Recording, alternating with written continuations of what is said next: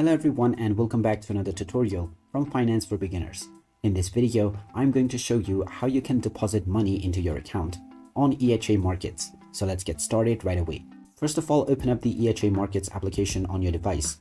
And after you have logged in, you will end up within the homepage.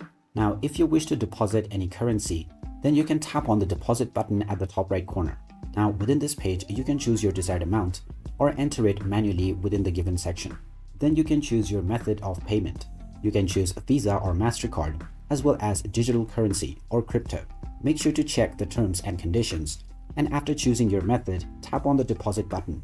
You will then be asked to fill your personal information if you haven't done so already. Once your personal information is entered, you will then be prompted to enter the credentials of your chosen payment method.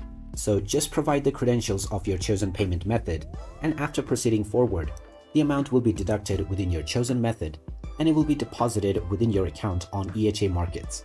After this, you can start trading immediately. So there you have it. That is how easy it is to deposit money into your account on the EHA Markets Trading App.